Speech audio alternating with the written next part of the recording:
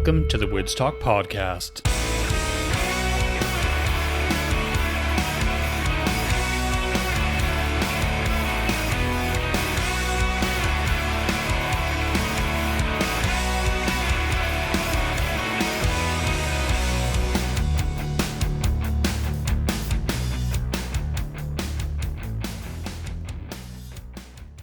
Welcome back, everybody, to the WoodsTalk podcast with me, pro bono lesbian Rory Woods, and special guest Robbie of Mc Shane. Namaste, boy. How's it going?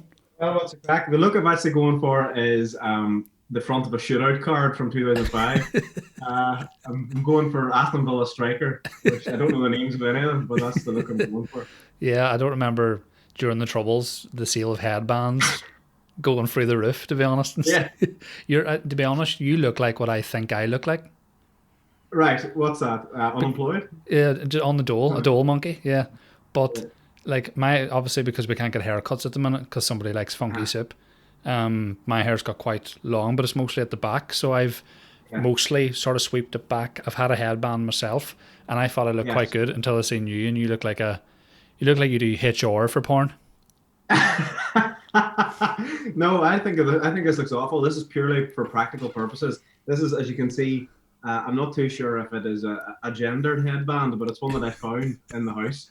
I don't know if it's for male, female, or unisex, but it's purely for practical purposes of I can't handle the hair in my face at the minute, so I went for this look. It's a nightmare, but at least you found. Wear it in public. At least you've got the gender neutral headband, I think is the best way to describe it. Very progressive when it comes to accessories. Yeah, but for sure. What I'm doing is I don't wear in public. What I go for in public is hooded jacket, so that I can put the hood and keep the hair back, so that it just looks like it's tucked in. It doesn't look like I've made a fashion choice. Would this be the longest your hair has ever been in your whole life? Easy. By a long time. Most of the time, as you know, it's just like a very small like fringe to the right. But no, this is the longest it's been. I haven't been able to get a cut since June. Right. You're saying that as if like you're 2015. There's no reason. It wasn't the COVID thing. You said that as if like you were the only person. As if like, sure, I can't get them. You know what I mean? There's just, they don't like me in there. They won't give me a trim at all. They don't like my vibe. I've got some kind of odd like episode of Curb Your Enthusiasm story about the hairdressers that I've never told everybody. How do you find like pre-COVID, would you have ever grown your hair for any reason, or were you one of those people that was like fuck no, and now you've been forced into it? You're like, it's not that bad. Aye. Well, the way you worded that also sounds like as if would you ever grow your hair? And I'm like, no, I refuse to. I take pills to make sure that it doesn't come out. You take a potato peeler to your head every day, like nah. Yeah. Well, never. I've never been that. I've never had any kind of hair. I was about to say I've never had a hairstyle, but it can't be no style. But I mean, like I've never really been outside like primary school, and everybody had, of course, the Brill Cream flick. Mm-hmm. Which I think also sounds like it was a band from the late 90s. But they opened for Hanson a few times. No, sorry. It would have been a dance move in Kelly's. Sorry, is what it would have been. Yeah. But no, I would never have had it styled in any way, and I never had.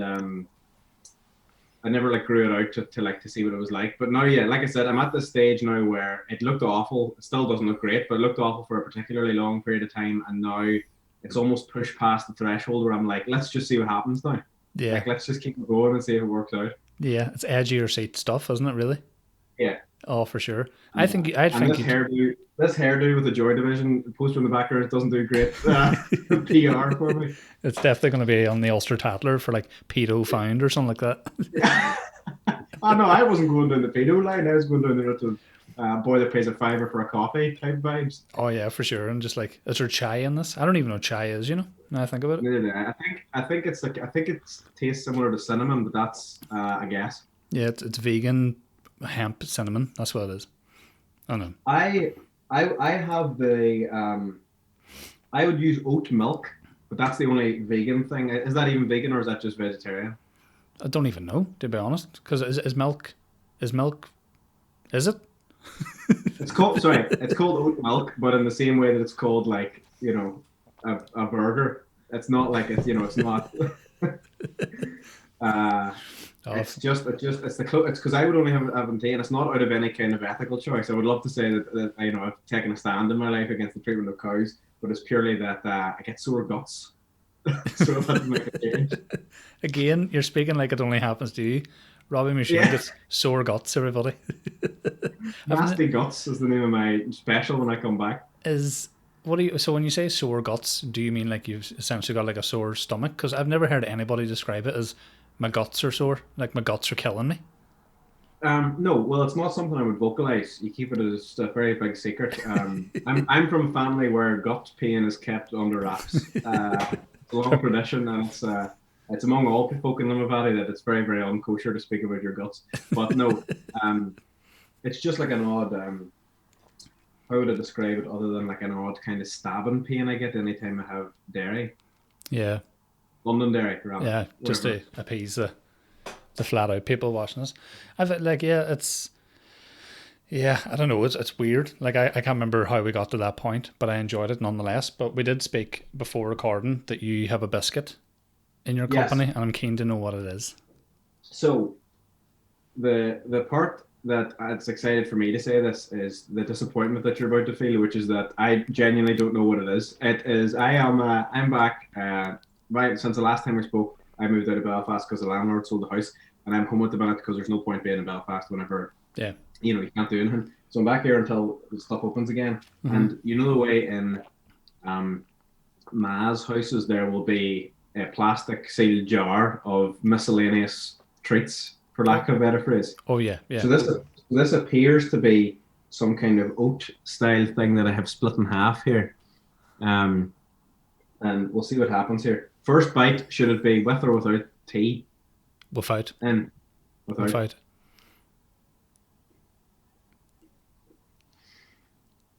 So imagine what imagine whenever you read the word biscuit Hmm. and you have an idea of what the base flavor would be. Yeah, That's all it is. that's what it It was. tastes like if I had to give a biscuit to save my life to give like to an alien to be Yeah. like this is what they all taste like, this would be the one I give to them. So it's positive then, basically. It's good, but it's like it's a strong 6. It's like the most. Like us. It's a Yes, strong. I was gonna say the strong 6 of the Belfast comedy scene, Robbie Yeah. Mc Shane. If you didn't have sore guts, you'd be a 7. No sweat. Yeah. Yes, I've been degraded in comedy because of a medical condition. After Jordan Robinson would be a -40 then, to be fair. I have to say though, I am glad that your biscuit was good, because when you showed it there to the camera, it looked like a McNugget that had been dragged along the floor of a dog groomer's. Yes. So it didn't Wow. look great, but tastes good on the inside, again, like us. Well, you know what? I'll just say out loud, you've caught me. I didn't want to let on, but that's what it is. I don't know how you guessed that so perfectly, but that's exactly what I keep on hand. I'm just, I see. I get the like Just have this thinking- ability to make people spill things on their podcast. So I've learned that, you know, you like Joy Division, you like chicken nuggets off a dog groomer's floor, and you've got sore guts. Well, the only reason that poster is because that was like a guy that I used to know's poster, and then I've had to put it somewhere. Right. So it's not that I do like Joy Division, but I'm not a fan enough. I don't think I'm a fan enough of anything to buy a poster of it. I don't know if that means that I'm just I've got a very sad indifference towards everything, but I don't think that I would ever go out to buy memorabilia of anything. You know, whenever people buy merch for stuff, and I'm like, Yeah. I already like it. I don't need to let people know that. You wouldn't buy merch at all, like of any, like even vinyls, t-shirts, nothing like that? I have. Well, that vinyl's a different thing because you listen to it. Yeah. That'll be like going, I don't buy Spotify because I don't like merch. I don't like hearing the bands I like. I just like knowing that they exist. Just like And then I knowing might that they're okay. No, I think the merch that I have in my room upstairs is still all old wrestling T-shirts from 2005. Whenever my dad used to take me to the Odyssey to see live events, Right. so that's the only merch that I own, and it only now fits me. Right. Would those events have been just like local wrestlers, or would it have been like WWE whatever? No, whenever WWE goes on like whatever they just do their tours or whatever it is for house shows as they call it, which is just basically the non-recorded events. They used to come to the Odyssey once a year. Yeah. So that would Which have is the been best thing ever. Whenever you're 9 and you're like, there's actual Brock Lesnar. Yeah. Like again, I don't know a lot of wrestlers, but like, would you have been around the era of like Hardy Boys, the Dudley Mm. Dursleys? I don't know what the Okay. fuck. The Dudley Doodleys were one of the best Oh, acts they were ever. lethal. Yeah.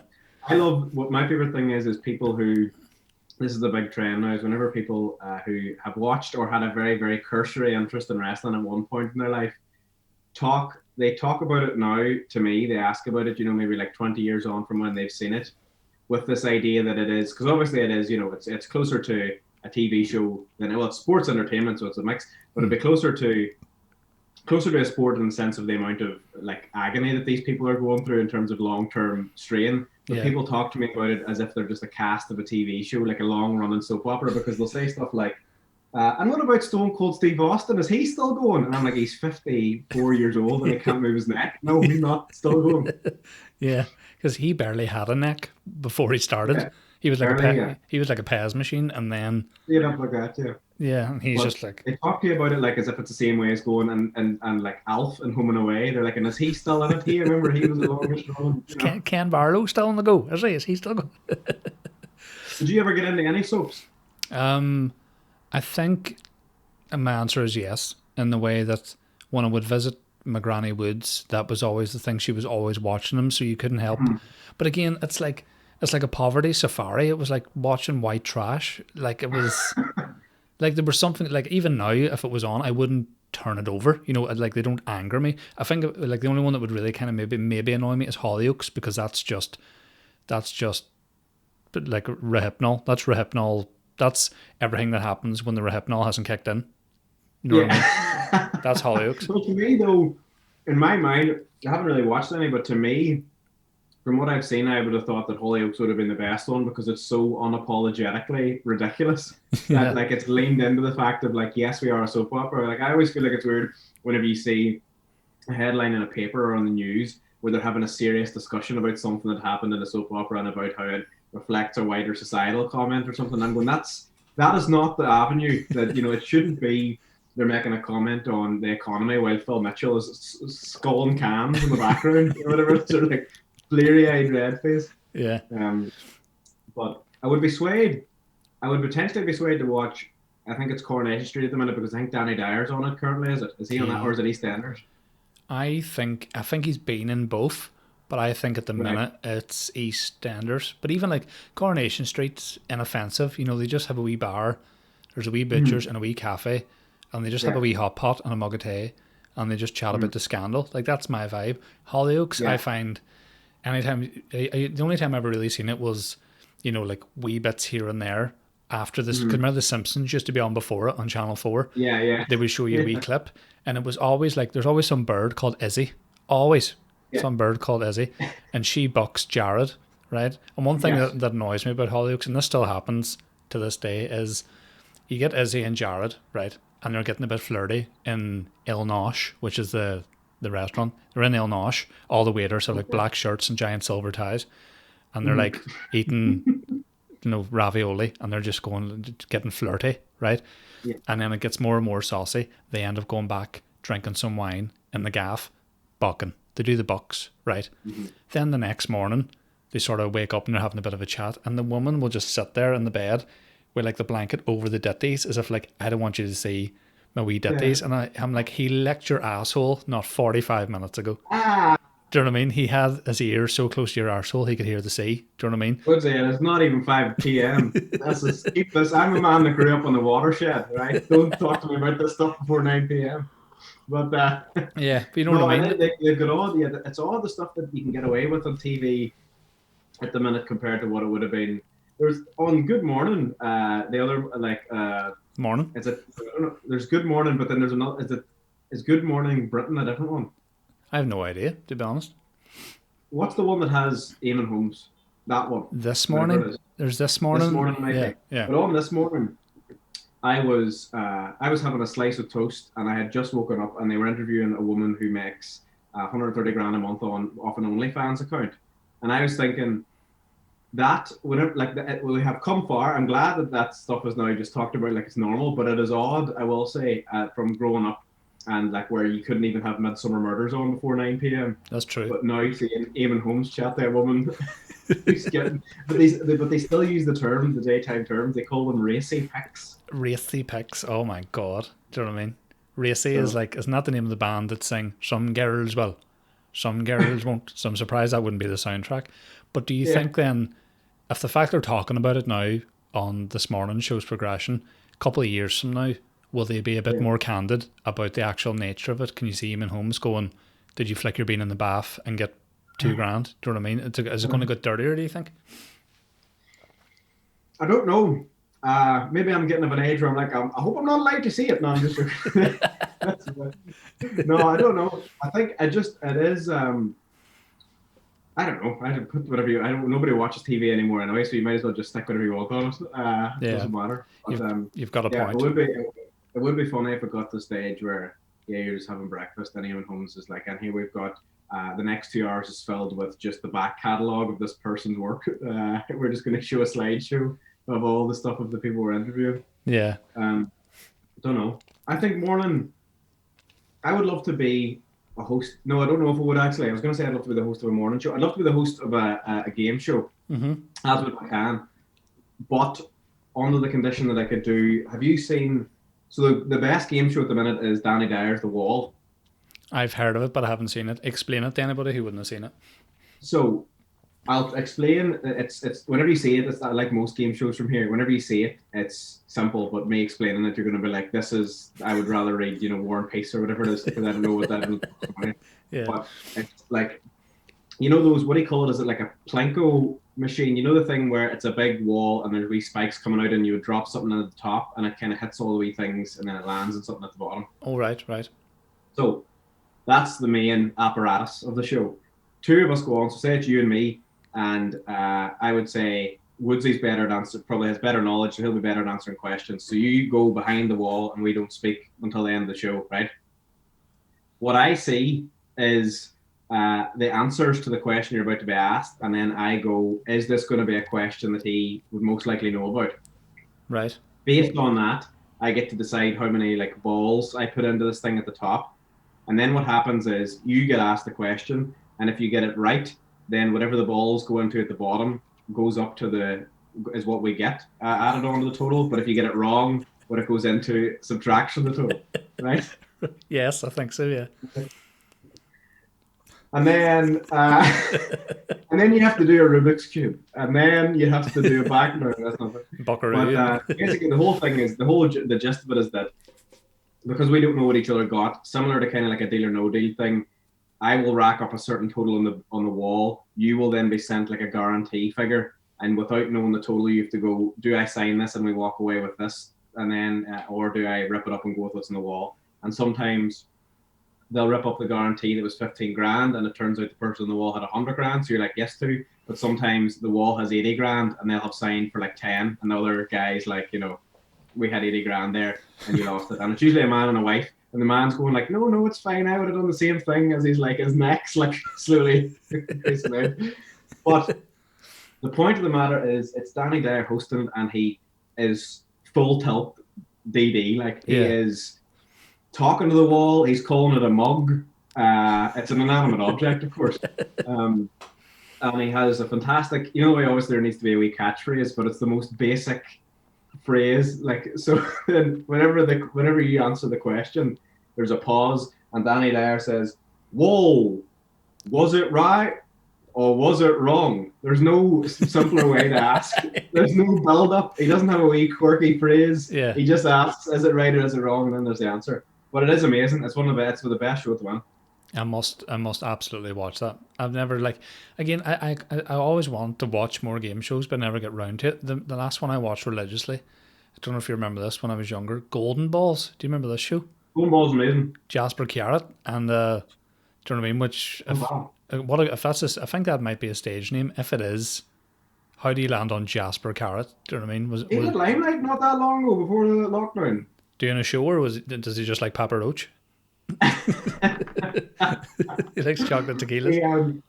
He thinks that set, the Limelight set playlist is the greatest thing he's ever heard. The greatest sequence of songs ever created, and he just lands down. But no, it was in funny that because Brummy accent to be amazing. Freaking a leash.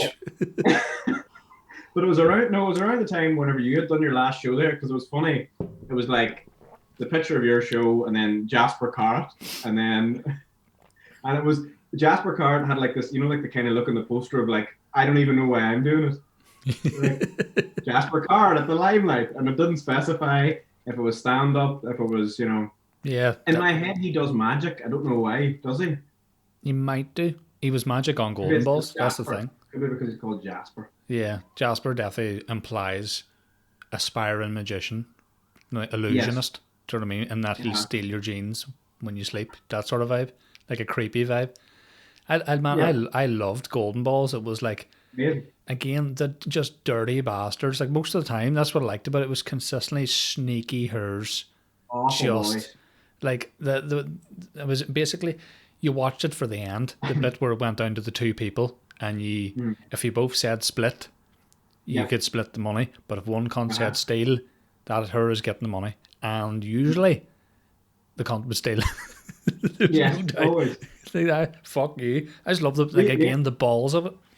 Yeah, me and Aaron talked about it at length whenever we were doing some show, and it was the bit that we were talking about is I would love to see like a golden balls, where are they now, of the people that stole and got stole on. Oh yeah, just to see, because the person that stole, there's a good chance that they weren't able to handle the guilt, and then the whole where are they now is just them walking through a graveyard, or alternatively the stole on, like it'd be funny if then they either like prospered even though they didn't win it, or if their life just went like misery of like I lost trust in all human beings, everything went for me entirely. I could never relax ever again.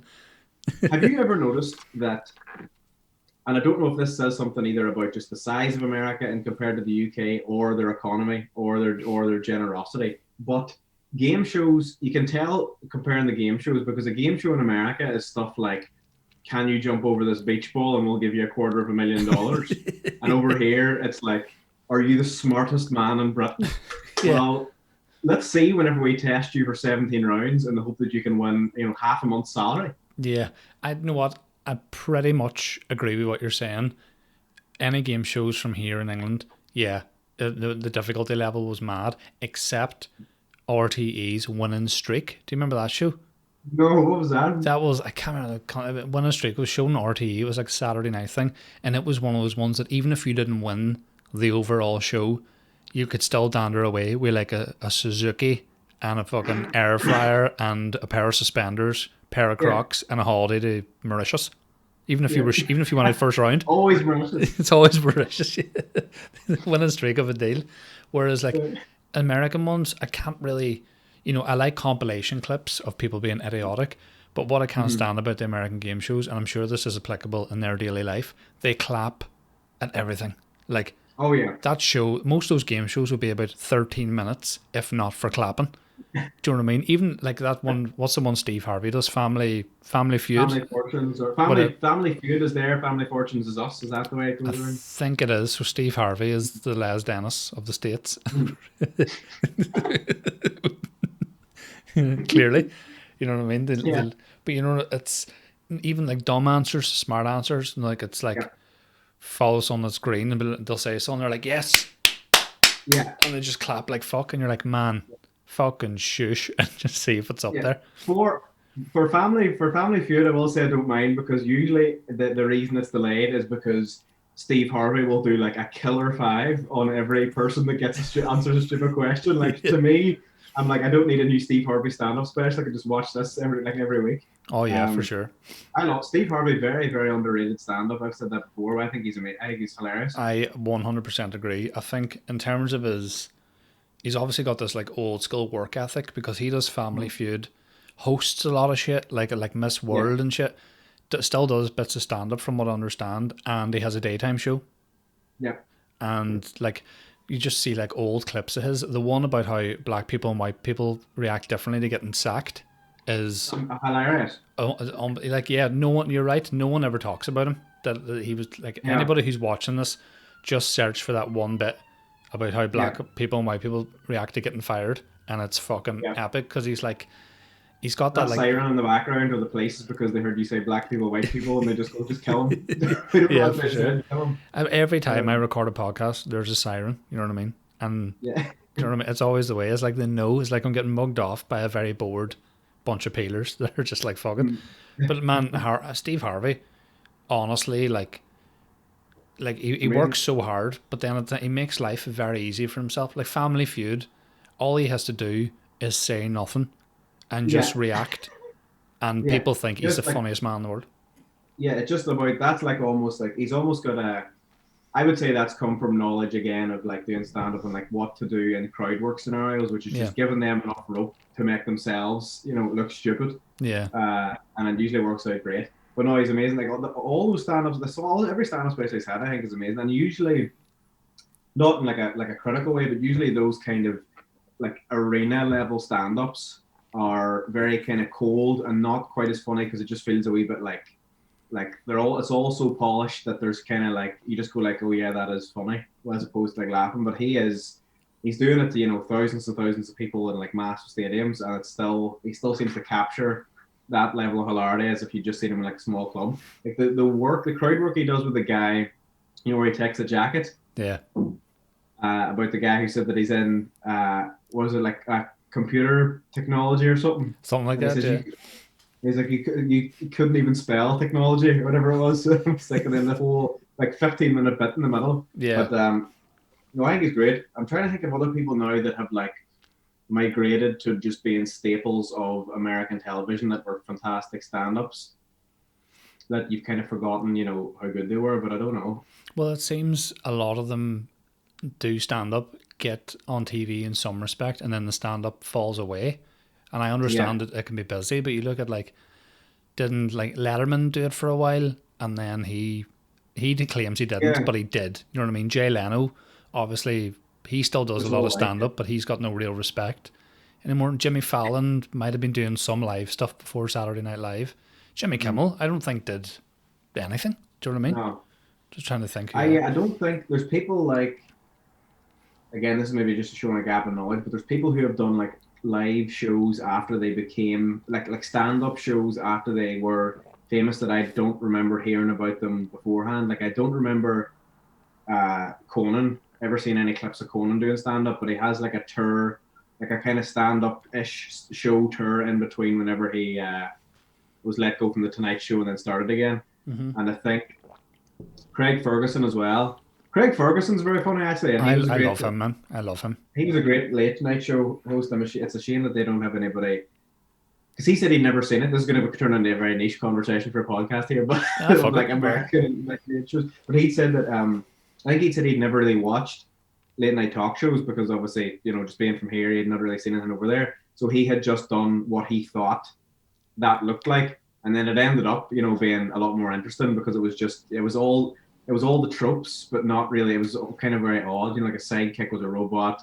The weird stuff of like the kind of formal elements that he had of like whenever they arrived and when they were leaving, the not really having the questions or the pre-interview stuff. Yeah. I think that made it a lot more fun to watch because most of those interviews are, you can tell unless I've been just as the best trick ever and I've been fooled, but it feels like they are natural conversations because they're a wee bit awkward at times. Oh yeah, for sure. I think that it must be quite a difficult job in that, I always felt like Conan, Letterman, and Craig Ferguson were the three best interviewers. Now, more so Conan and Letterman managed to sort of stick to what they were kind of told to do, i.e. this person's coming on the show to plug their album or plug the film that they're in, and them two were able to dance around it. A lot of other late night show hosts just basically stick too much to like the pre-interview and they always have to make sure they're going back to that point, whereas sometimes you saw Letterman do like 10 minutes with this person, didn't even talk about the fact that this fella was Iron Man or something, and be like, oh, by the way, Iron Man 19 is out in cinemas next week. That sort of vibe. But a lot of people, Fallon especially, is just very much like, congratulations on the film, you're so good in this film, how did you get into this film, what was your audition like, what was it like working with fucking Harrison Ford? And then the interview's over and you're like, I haven't really learned anything other than this person's in a film that's coming out that I'm sure, that I should go see it. You know what I mean? I guess it just depends on like interest because like he's in the position that he's in because of how well it's doing. So it's clearly like I think what's kind of worked out well is that obviously is playing to a certain audience, and then the other shows are playing to certain audiences. I think Conan is probably still keeping that kind of like 90s that like the 90s interest or 90s kind of comedy crowd. I would say. Well, Letterman's gone. Um, I'm trying to think who else. James Corden took over that slot for Craig Ferguson. Yeah. But I haven't really seen that much in that. That seems more like he's definitely brought like a more of a UK style talk show over there. You know, sorry, we're forgetting this. It's because he's not American. The best talk show I think that's ever even better than anyone in America. And I think Graham Norton is the best talk show host that I've ever is the best of all time. And again, he did stand up. He has stand up DVDs. Now I've only ever seen clips on YouTube back in the day. I don't even know if you can get a clip of him doing stand up now. No, but again, that boils down to because he's just lightning quick, and he obviously was one of the first people to bring out all the guests at the same time, so you could have it makes sense in a weird way, because I know Corden does that, and he even said in an interview, he's like, Graham Norton brings out everybody, I'm going to do the same. But Norton's able to have like a really random group of people and sort of establish parallels and then establish vast sort of differences and have a bit of crack with them. It's class. Yeah, there was one I'll see if I can figure out my phone. There was one lineup he had, and I was like, me and my friend were like laughing hysterically at how eclectic it was. Where I was like, what? How is it? It's clearly just because it's aligned. I'm gonna see if I can find it here. Yeah. It's clearly just because it's aligned with whatever was whoever was releasing what that time. But the thing that Graham Norton has, just when I look this up, that I think as well, is that he has the best. He has the best of what all those people do. So like he'll have like the kind of wee segments, like the thing where it's the person telling their story and they can turn the chair back. He has the Craig Ferguson thing where it doesn't really seem like much of the crack is scripted, but he's clearly also done like pre-interview chat where he's been able to like here's what we need to hit, here's what we're selling, blah blah blah. Yeah. Let me see if I can find this. It'll be such a disappointment. I'm trying to remember the people that were on it. I can see all their faces. Yeah, while you're looking, I mean, that's probably... Don't let this bring down the podcast, me looking for this. No, I was just about to say that, like, that's sort of one of the things that makes Graham Norton very unique too, in that you kind of, like, there's articles detailing who's on the show that night. I think it's like joe.co.uk, go, here's who's doing Graham Norton. And then sometimes you're like, I just want to see how that pans out. Because I'm trying to think now, and you can answer this after you find what you're looking for. Yeah. If you had to have 5 talk show guests on Graham Norton, one has to be a musical guest. What's the most random 5 people for you? I'll have to think as well. It's a classic scenario of like, now you've asked me to just pick them on the spot. I'm like, I can think of no celebrities that have ever existed. You'd have to have like you'd have to go for. Would it be weirder to have people like all one kind of field of entertainment, but that seem like they're not linked in the slightest, or would it be weirder to have like such disparate industries lined up to each other? I think I would go like just the 5 most like different professions that you can go for, but obviously within showbiz to an extent. If you had like say, and is this people that have to be alive? No, they don't have to be alive now. No, you can just exhume the corpse and bring it on. Yeah, just a bit of makeup, do the job. I'm trying to think like, well, then, if you had to have a random musical guest, I would do like, who were the most fun? The Cartoons. Do you remember them? The Cartoons? The ooh-ee-ooh-ah-ah, ting-tang, right? I wonder if they get paid for those lyrics, by the way. How do you write that down? How do you write that down on a bit of paper, seriously, and take it to a label and be like, we're the Beatles in wigs? So Cartoons doing the music, and then you need someone funny. Who'd be a random get Carrot Top, right? Carrot Top's a comedian. Then Carrot Top's a good one to have, yeah. Whoever plays Ken Barlow, get him on. Yeah. Who else be who'd be the A-lister that sits directly beside Graham? Who'd be the A-lister? In my head, whenever I think of these shows, it's always for something. The A-lister it's always Kevin Hart or something. You need to have, that's what you do. You'd have like Kevin Hart, and then like the Cheeky Girls, and then I'm just trying to think. That might be the way to do it. Actually, you've got one person that's like really globally known, and then the other people who are barely known even to us. Oh yeah, exactly. Eurovision people. Even if you make Yeah, it or like somebody that came third on Big Brother. yeah, like your boy Cameron who won it in like the third or fourth season, who from the Orkney Islands. Get that guy. Yeah. Do you know? I almost want to make a lineup that would make it hard for Graham. I wonder if the producers now, because he keeps killing it every single season. Graham Norton's more and more popular. I wonder if they just go, what if we got on fucking like Jermaine Greer, Chico, and Yes, Chico's the one. Sorry, yeah. and Gary Jules doing Mad World Live. While they talk,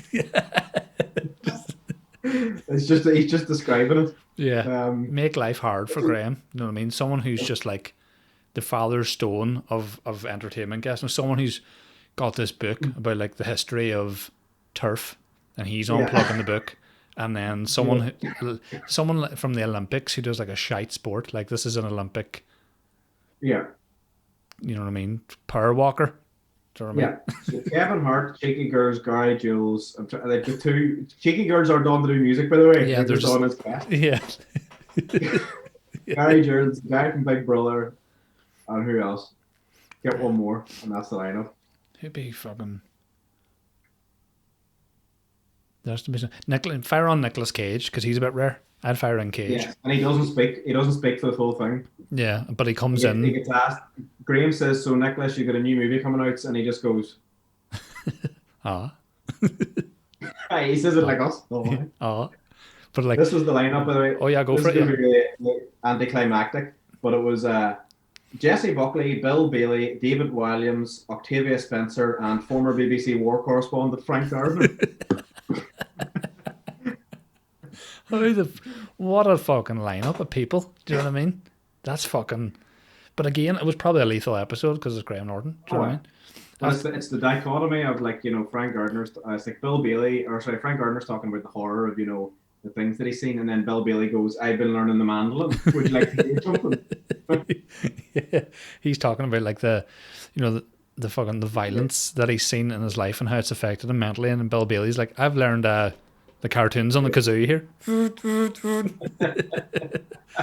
Yeah. Oh, dear. Fucking hell, man. Oh no, he's the best, man. Sorry, I've thought of some more here. This could go on. You could just do a whole episode of Good Go for it. So, it's somebody like. Hold on. It's only because I've thought of the musical guest that I'm like, how do I build this around this? Right. Well, who's a musical guest? Tiesto, of course. Tiesto, right. But he's doing an acoustic set. Okay. Right. And Bill Bailey is doing the piano for it. Right. Why is there so many sirens? Fucking hell. There's too many to choose from. I don't like this. This is something I'm going to need to sit down and write like 6 different lineups and come back to you. Yeah, it's definitely though like it always must make it interesting for Norton, even if it's like a very lineup, or it could be, hypothetically, if he had like the good like cusp of like the Avengers cast and then Lewis Capaldi, who I fucking despise, that could still be decent. But if you get a really varied lineup where you're like, particularly if it's someone who went viral enough to go on Graham Norton, or someone who went super viral just because he sort of cooked a Fray Bentos pie on a warm bin or something like that there, and it gets like 7 billion hits on TikTok. If it was that, and then someone like Tommy Lee Jones, because he's a miserable bastard, I think he would need to be in there because he just hates everything so much. Tommy Lee Jones, the girl is a Charmaine from Big Brother, Charmaine, Judi Dench, or Anthony Hopkins, or somebody that's like with Shakespearean background. And then Tiesto's the musical guest, and the final guest is Tim McGarry. You fucking. He says he's never heard Tiesto before, but he goes, "That's brilliant." It's fucking good, that. Science alarm, some show. Fucking hell, man. Yeah, just those lineups again. That's what sort of made Norton good, is that you just don't really know how the guests all on the couch at the one time are gonna sort of interact with each other. I mean, that's before the musical guest, because they usually dander down for a couple of minutes too. Like, so you could have like, like a hardcore Christian person, and then like Liam Gallagher and I'm going, yeah man, fucking yeah man, you know what I mean, chatting out of his hole. This is now what I want to see. My dream job is now to book the Graham Norton show. Well, you know, I think it's worth a shout. I mean, I don't know who books it, but I can find out. But with that in mind as well, I don't know if you've seen a full episode, but what about the Tommy Tiernan show at the minute? Because it's for the first time. What's that? Does he have his own show? Does he have a talk show now? You don't actually know Tommy Tiernan's got a show at the minute? No. Well, check it out, man, because like loads of clips on YouTube, but it's it's always done well because it's Tommy Tiernan's show, but it's hit the headlines the last couple of weeks because it's actually getting higher viewings than the Late Late Show, which is for the first time in a couple of years something's beaten the Late Late Show basically. But Tiernan has a couple of guests on his show, like 2 or 3, but he doesn't know who's coming out. So in certain respects, if John Bishop comes out, he's like, oh, what's the crack? But sometimes someone will come out and he'd be like, hiya, and it's up to him to kind of ascertain. No way, that's great. That's fucking clever, man. Yeah, it's got super popular. Like, I'm gonna have to give it a go. Tiernan's also of a good age to do that, I think, because like the last time I seen him do stand up, we had like an old wise fisherman kind of look, like retired fisherman kind of beard. Of like he knows the questions to ask about life to these people. Oh yeah, sure. There was definitely a show that was the case, but like he didn't know who was coming out. I thought in my head I was like, is that how that new Letterman show started? But I don't think it was.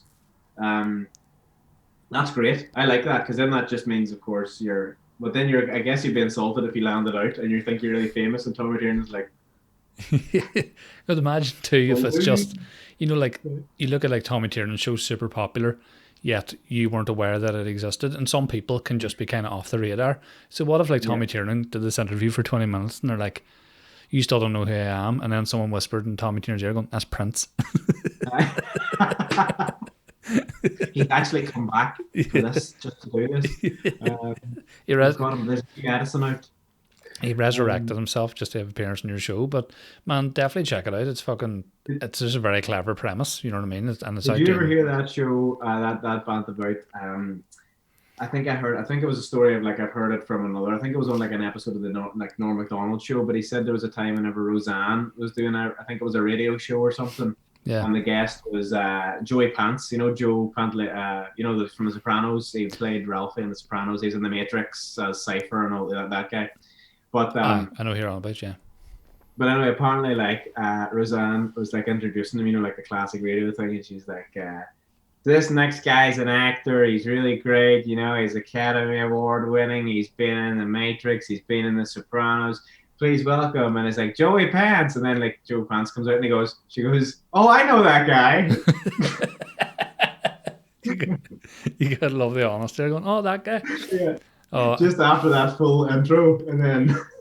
Have you ever had anybody sort of bring you on stage and kind of have a similar moment where they're like, they get your name wrong or kind of forget halfway through and they're like, Robbie's name? Do you know what I mean? Oh yeah, I've had people I can't remember the exact names they said, but yeah, there was like, whenever me and Aaron went over to do those gigs in like Central Europe areas, and it was like the host was, he was from he's from America, but like, so it was, it wasn't a case of like a language barrier. Yeah. He had, well, maybe it is, I guess, it's America, but he had never introduced, like he had booked like us, and then we were going over to do it, and like I had spoken to him beforehand, so it wasn't like he was just reading it off a page. Yeah. And he got it wrong, but I was like, there's no point in me correcting my name and making a joke out of it to the 6 people that have come to see us in Budapest. Like there's no, like it's not going to change. It's not like they're going, oh, who's that guy again? Yeah. But I have that. I'm trying to think if there was any.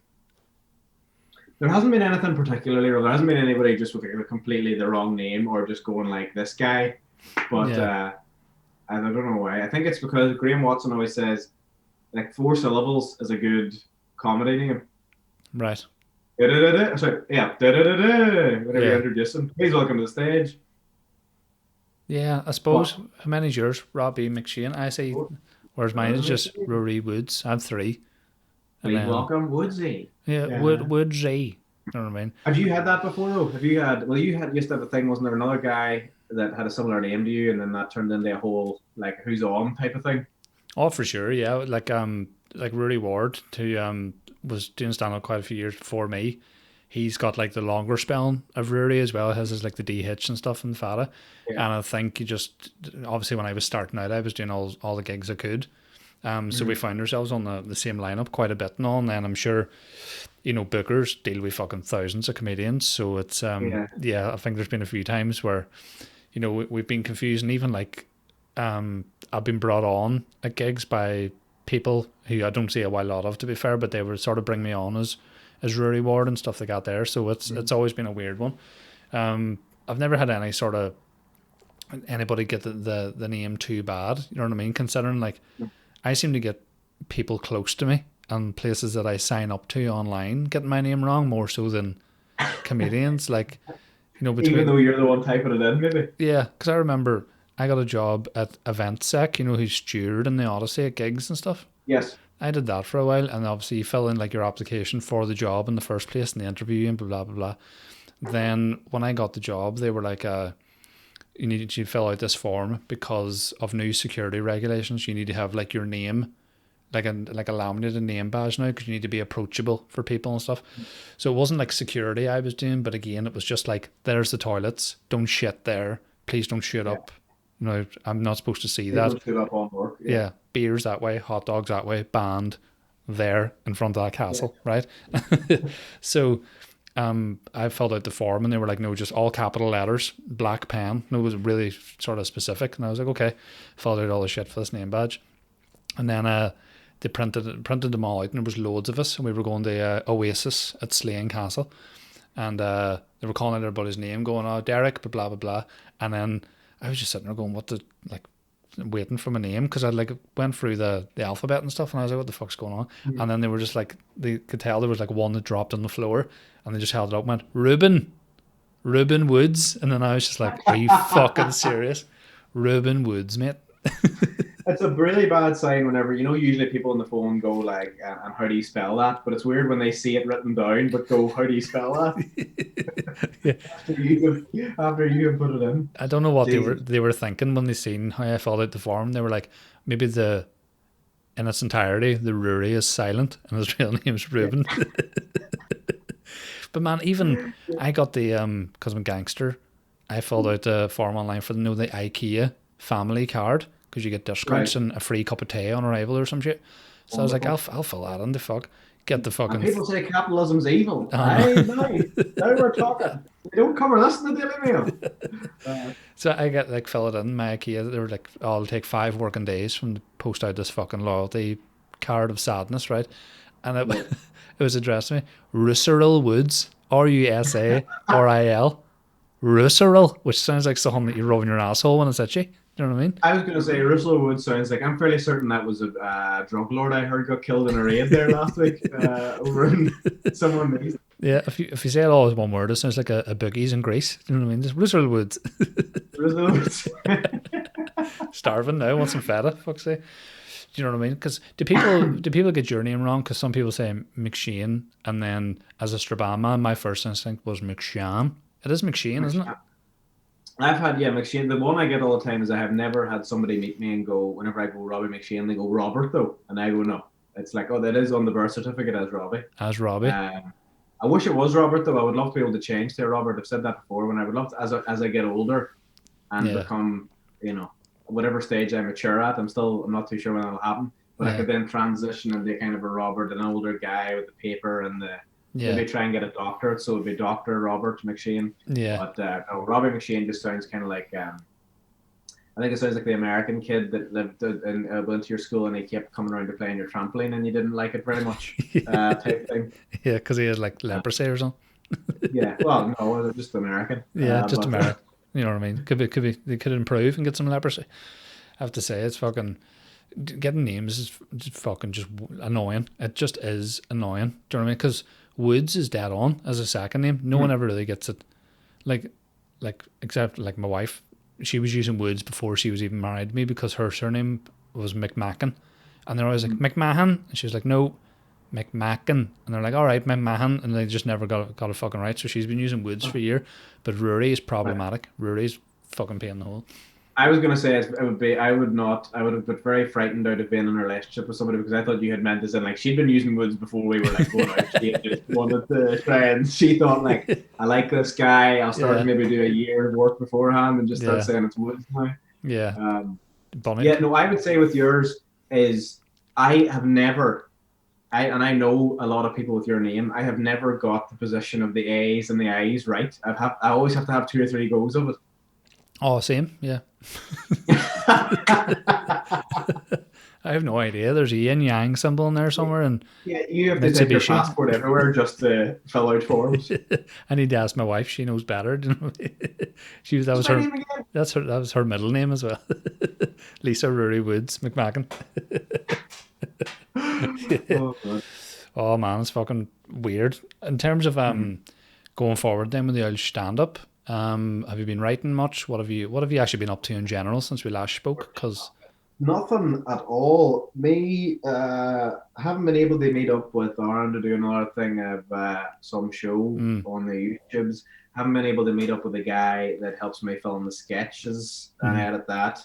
And then I haven't had any motivation to write any bits because I was very optimistic at the start, but I now have turned the other way where I think it's going to be a lot longer than we think still I agree, man. before Yeah.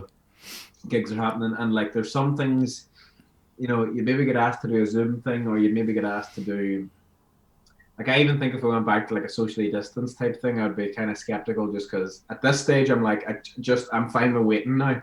But I don't know how long that's going to be. I wouldn't say I'm at the stage where I've like fallen out of interest with it, but I definitely don't feel like, I think we talked about this before, but I still feel the same way where like I'm not going, oh, I'm raging, it's not happening. Because this is the first like year since I've started doing it, which I hadn't really been doing it for that long. I'd been doing it for close to 3 years before the pandemic, and then now it's been over a year break. But because I was still always working, like 9 to maybe about 5:30, but I was having to get up at like 7:30 to go and the work and stuff. It did feel like, as much as I enjoyed stand up, it did feel like, fuck, I would just love to. You're just exhausted all the time, even though it doesn't seem like it's that much work. It's just not having a second to that you're not having to be going somewhere or doing something or thinking about something. And then if you want to prepare, if you want to like think about the bit, like a new bit that you're doing in your head, you're wanting to try and rehearse what the main points in that are. And then, so I have enjoyed not doing it right now, but I would love to see it back. And I might be moving to Glasgow with the job that I'm with at the minute, so I'll probably have to just start again over there. Yeah. Awesome, man. Well, It might be good to do going back. Like, it might be good that my first gig's back are in a brand new place, because it'll just feel like, or maybe it won't be. Maybe it'll be harder to get gigs. I don't know, but I do think that we'll have to see how it pans out. I have maybe about, I'd say I've got maybe about 20 to 25 like new minutes, which would be like 10 consistent of stuff that I've written in lockdowns that I haven't done before, and then another maybe 15 that I had maybe got to do about 3 times before the first lockdown. So in my head, they're still new, even though they're now 14 months old, but I've only done them 3 times. You see, that's the vibe that I've always got from you, and you can tell me if this is wrong, but in terms of like your writing, developing material, you seem like a dude that spends a lot of time on the material and then is itching to get it out. So you don't seem like the sort of guy that's going to write much if you know that there's no avenue in which to try it, because instead of going through all that rigmarole of changing the wording, like trimming the fat off bits and stuff like that there to get it where you want it to be, you don't seem like the sort of dude that's going to bother doing that if there's nowhere to try it. Could be wrong. Well, there's kind of 2 parts to it. One is the fact that in my head I'm kind of going, the way that I try to work it is that obviously just everybody has a different method. Some people have like a couple of like a kind of basic thing that they'll do on stage and then they'll build on it slowly from there. Whereas mine is kind of the reverse, where I'll maybe have like a joke that's like maybe 5 minutes long that I'm two to maybe even as much as 2.5 of those minutes need gone completely. So I'm working backwards. So the thing is, I'm not. There's not much point in writing more stuff because I don't know. As much as people want to think, like, you really don't know what's funny. Like, you really don't know until you do it. Yeah. Like, so whenever I was doing it, whenever I would have a bit, I would just do it, and then I would like I would have it all printed out, and then I would do it, and then I would listen back to it, and I would put a tick beside any time there was a laugh, like on the whatever word it was, just to see there must have been what line that was there. and then I would do the joke maybe 4 or 5 times as that is, and then the stuff that had like 3 or more ticks beside it, I would keep, and anything that had less than 3, I would just gut those lines, so that I knew that I would have like one bit at the end. So that's one thing where I'm like, I don't have there's no refinement that I can do because I don't know. I need to say it to people first. And then the second thing is the whole motivation thing is more to do with like, I know that I don't talk about anything kind of topical, but whenever nothing is happening, there is no ideas going into your head about anything. So I don't have anything to think about.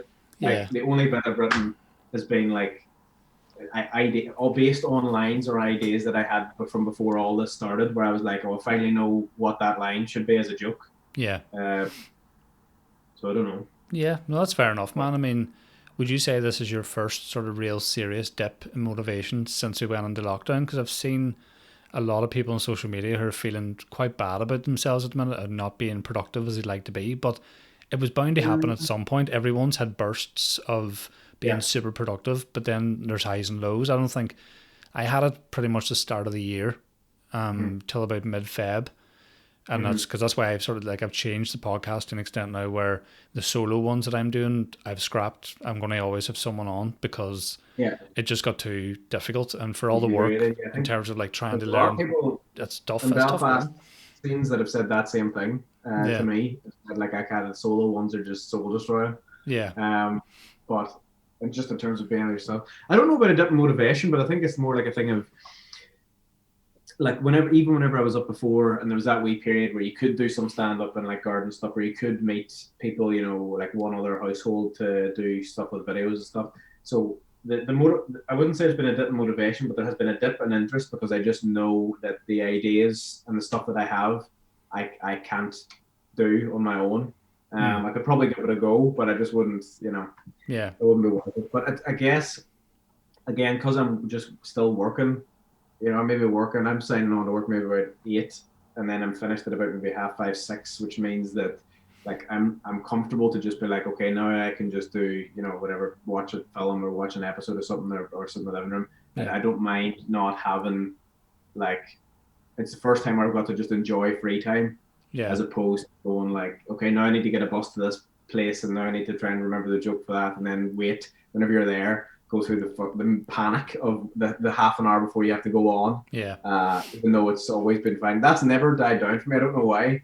Like I've had the same level of like, mentally you don't feel it as much, but my body still gets the same level of stress as I did in my first gig. Like I can feel my chest getting sore and stuff. Yeah, no, I agree. I think, you know, the nerves and your sort of mental state about this isn't going to work, it never really goes away regardless of how long you've been doing stand-up. I think you just deal with it better. I think you can sort of squash it down a wee bit the more you do stand-up. But again, if you're trying out new stuff, you're back to square one anyway. Yeah. So it's always going to be a thing. It's just managing it. You know, I think, you know, if you didn't feel anything at all towards the gig, you most likely wouldn't do well at all, or subconsciously you've just lost the taste for it. Do you know what I mean? Yeah, I think that's right. And because I definitely feel like the gigs where I have felt the least panic before are the ones that have went the least well. Yeah. There's a wee bit of that kind of energy. The only time that it ever kind of worked out was doing the Fringe. Whenever you're doing an hour every day for 25 days in a row, you get a wee bit of the panic, but because you're so comfortable that, you know, you can kind of do it on autopilot at that stage, that it's not quite as bad. But I don't know. I still do. I'm excited to get back to it, but I'm just excited to get back, even just to like a wee, like I think the first thing I'll do whenever we come back to it is try and see if Ulster Sports Club will let me do like maybe 3 or 4 nights in a row in just that wee 40, like at the very, very most 40-seater room, and just see if you can just sell tickets to that, because I would love to do more. Like everybody I'm speaking to is trying to like plan doing, you know, like Limelight or Ulster Hall or things like that. And for me, it's great, and I think it's definitely the way to do it because there's so many people that are interested in buying tickets. But for me, just personally, I think I would be really terrified to think that my first gig back after 18 months is to 1,000 people in Ulster Hall. Like, yeah, I've been interesting. Because I would say I've forgotten, if I tried to say it out loud now, I would say I've forgotten most of the stuff that was even like, you know, current bits. Yeah. never mind remembering new stuff. Yeah, I definitely feel your pain in that respect too, because obviously when you work, when you finish up, you've been more than productive for the day, Mhm. and you do just want to regress into just sitting down with Yeah. those biscuits that you had at the start. Yes. Forget about the fact you've got sore guts, and then just Yes. watch. Like at the minute, like Oh my God. I am to say I'm watching shite would be an understatement. Like see the people that like you get people like, have you watched the thing about Ted Bundy or the Cecil Hotel or the season Yeah. 19 of Making a Murderer? He's still not sure if he did it. You know what I mean? All that shit. Man, I Yeah. was watching like Britain's Naughtiest Hands, and you know what? Great. 6 episodes on. I think Lisa found it. iPlayer. I think I'll find out, mate. Just a camera crew following trouts on their escapades on a hen and just watching them get. And it's always like East London Cockney, Danny Dyer victims. Do you know what I Brilliant. mean? It's like, I'm getting steamy in the eye, and then just getting an electric eel and fucking slapping bouncers and stuff. And you're like, yes, lad. There was one, what was it, that Married at First Sight Australia was a good one. I seen a couple of episodes as Oh, well. again, Where, like I said, this is what we, just to bring it full circle, what I talked about at the start. The best ones to me are the ones that just know exactly what they are and lean into it and just go, 100%. this is a reality show and this is for switch off watching. Yeah. Yeah, the last thing you want to be doing, as much as I love these shows, the last thing you want to do after 10 hours of work is to have to think about the socio-political implications of watching an episode of The Wire. Yeah, Uh, I you agree, know, man. To say I it's agree tough. would actually just be an understatement. I mean, I've always felt that like the shows that are shite and are more than comfortable with doing that. You know what I mean? Like Yeah. Sun Sea and Suspicious Parents, Can't Yeah. Pay Will Take It Away. See, like I remember one point people saying that Big Brother was like an examination of the human condition. You know what I mean? And I was like, your doll Kinga has just been flicking her bean with an empty bottle of wine, hopefully empty. Do you know what I mean? For like the last 20 minutes. Remember she went viral in like season 5. Kinga, I've and got no she, idea. she looked like, if you bought Kesha off Wish, and then Yeah. she was like flicking her bean with this like empty wine bottle. And I was just like, oh, this is an exploration of the human condition. What's she going to do next? Like, fanny fart on it and play a tune? Just, doot, doot. I have to tell you, Woodsy, this podcast has got very R-rated since the last time I was on. There has It been, always it always is. I think it's just depend on the guest. You know what I mean? yeah, But I think we talked about some dirt the last time doing it. I'm not too sure. Very possible. I'm a very, I'm just from a small town, now. Very, Yeah. no. No, I would say, yeah. Anybody that's trying to intellectualize Big Brother is in the wrong game. Oh, for sure. Yeah. I even find that with stuff like comedy. Whenever you see like the Guardian writing some like 5-star article about a comedy show where they talk about how interestingly they explored the topics, and I'm like, it mustn't have been very funny then. Yeah. Like Exactly. I'm not like I think they have this idea that they analyze comedy shows as if they're like a TED talk or something, Oh yeah. where they talk about like how interestingly and there's maybe a funny line here and there, and that gets 5. Whereas it's even stuff like, I think there was one of Mickey's shows that like even somebody like Chortle gave something like 3 stars, and they were like hilarious, but ultimately forgettable or something, and you were like, that no. If it is hilarious, it is a 5-star, quite simply. Yeah. It was like hilarious, but doesn't reinvent the wheel or something, wasn't it? Aye. I remember Yeah. Mickey shared something about that. Where you're like, that level of snobbery in anything. Yeah. I remember because I did like when I did film studies at Queen's, which is obviously why I'm speaking to you on a fucking Wednesday. But you know what I mean? Where like you sort of do introductions at the class and what's your favorite film? Every cunt was like Casablanca, Citizen Kane, Yeah. The Lives of Others, Das Boot, and I just went like Big Trouble in Little China, and then some people were like, and even like like the guys who said Back to the Future were like, look at that guy, he's fucking Big Trouble in Little China. You're like, here, fuck up. Do you know what I mean? Snobby. By the Here. way, sorry, it's not Das boot. It's not like your father's footwear. It's not like it's not like an RTE sitcom. It is it's a German Das boot. Well, the version I watched was a pirate copy, so it was just my dad and a Doc Martin stuck in a puddle. Do you know what I mean? I was your dad saying, "Get away from them things." Yeah, get away from them. Home movie. Yeah. So that level of snobbery fucks me off. There's nothing wrong with enjoying Schindler's List, but are you going to get a Chinese and a box of Heineken and watch Schindler's List on a Friday? Nah, Yes, you're watching absolutely. Demolition Man or Britain first dates leprosy special or some. You're going to do some shit. Yes, you want to be able to have fast food show with your fast food. You Oh don't yeah. want our fast food entertainment with your fast food show. Yeah, Oh you don't yeah. want to have that. Yeah. As you said, that's what's the kind of thing that you eat over, some kind of animal you've neve heard of that they're having to serve you up and like it gets delivered, whatever it is. Yeah. But caviar goes with das but not half and half. Do you know what I mean? Just sitting there with like fucking venison and truffle oil, and you're just watching. Yeah. You know what I mean? Booze Britain or something like that, or Life on the Dole or something. Man, see, It would almost be insulting, like because you're going, like it's almost like you're like looking down on like other classes, going look at the food we ordered just to eat in our living room on a Friday night. These people who, yeah, uh, I love them shows, man. The Dole shows, no class, what absolutely was the one class. that was about the place in the estate? Was that it? The one that was in Korean? I never Alley. seen it, but I think you might be on the sun. The only thing I seen that Benefit Street, but that was a street in like Birmingham or something like that, I think. But the estate, I think, might have been somewhere. There's something very like whenever I see those shows on the TV and see like a clip of them, there's something very like you don't feel right watching them because it seems as if they just went like these people are getting it hard. Let's film them and put it out to the public. Yeah. It doesn't. It feels quite callous or something. We're going, how about we monetize your suffering and pay you probably very little Yeah. and just regurgitate that out for daytime watching? Yeah. How would you like that?